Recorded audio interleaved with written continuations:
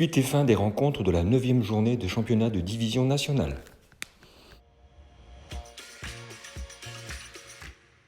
L'US Dax, 8e au classement, recevait le RC Narbonnais, 5e, au Parc des Sports. Les locaux démarrent très fort. Après une première pénalité de Lalanne, Berger marque un essai de Filou et permet à son équipe de mener 10-0 dès la 8e minute. Mais les Narbonnais vont répondre aux Charentais grâce à cet essai accordé en 2 temps après consultation de l'arbitre de touche. Les Audois ont des fourmis dans les jambes, mais il ne faut pas confondre vitesse et précipitation.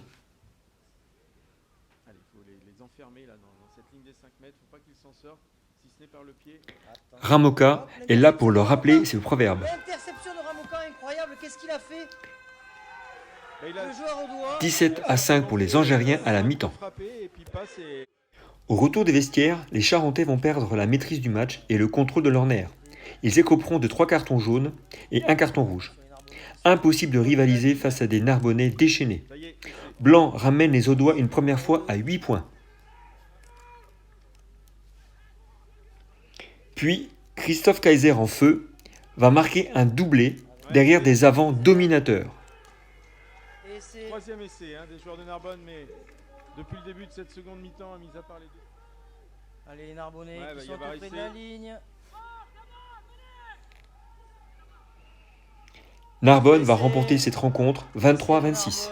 Et voilà. À la sirène.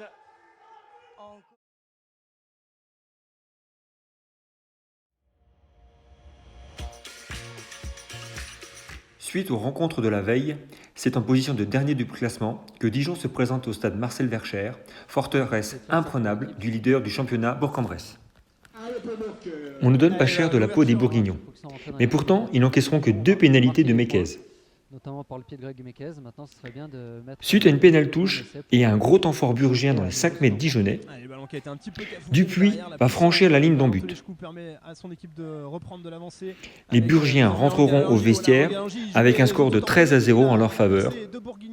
Et les Dijonnais tiennent le choc. Bien qu'en difficulté sur les phases de conquête, les Côte-d'Oriens se lâchent en défense. Mais à la 58e minute, après ce renvoi de 22, la montée défensive va laisser des espaces. Le pilier de Rancourt va s'engouffrer avec gourmandise. Et c'est le deuxième ligne, Roth, qui va arriver à la conclusion. 20-0 avec la transformation de Viard. Essai de Ben Serot. Ouais, Ben Serot, le deuxième. En cours, dès qu'il y a des caméras, il brille. Les Dijonnais auraient pu baisser pavillon et lâcher le match. Mais bien au contraire. N'ayant plus rien à perdre, ils vont se libérer et envoyer du jeu. Et après cette inspiration de Fuertes, ils sauveront l'honneur de belle manière par Bourretti Cassas. 20-7, score final. On a vu qu'ils ont réussi à tenir le ballon. Un maul tout d'abord avorté par l'équipe de Bourg-en-Bresse. Mais...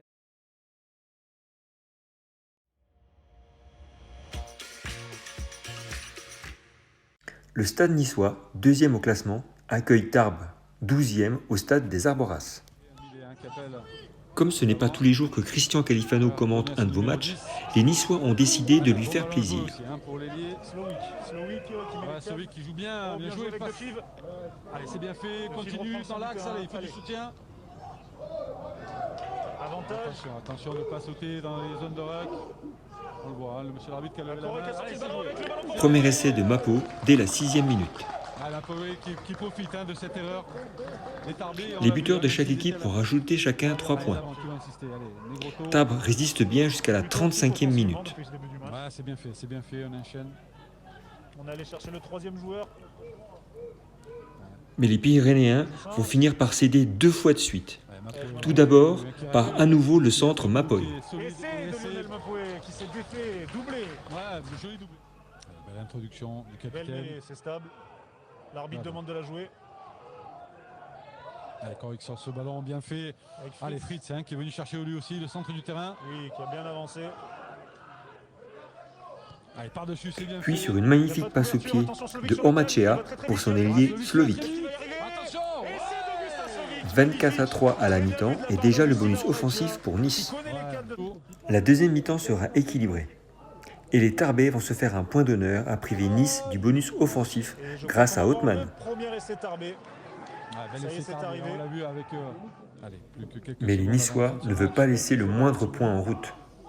Allez, pourquoi pas, peut-être sur cette dernière action, regardez. Bienvenue Freites. Ouais, bien joué, restez debout, allez, pourquoi pas. Allez, c'est bien fait, dernière action du match. Slovic qui met les cannes, c'est bien fait. Il s'est C'est fait bien fait, reprendre. chercher l'intérieur. Magnifique essai en première main, conclu par Bonnet-Gonnet. Bonnet qui vient conclure. Score final 29-8.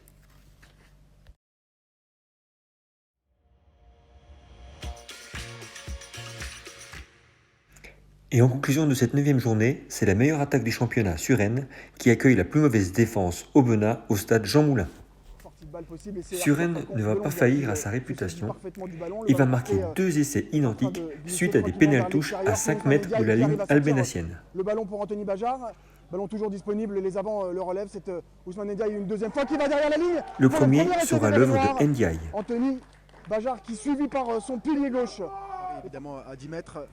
Prise de balle de Romain Fardou en fond d'alignement avec un ballon qui est sorti des 15 mètres et un ballon porté qui est tout de suite en train d'être sur l'avancée.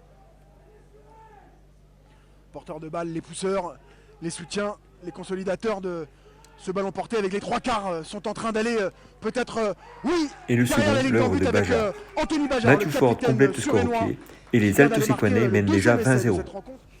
Malgré la neige, les 3/4 ont des fourmis dans les jambes. Gauche pour Hugo Malion qui une fois de plus est libre et seul sur son aile. Est-ce qu'il va pouvoir jouer au pied pour son 3/4 centre? Arthur Prou qui est à la course va réussir à aller aplatir cet essai. Magnifique conclusion du 3/4 centre Prou. Un essai tout de suite marqué après une pénalité transformée par Mathieu Ford de 3/4 centre.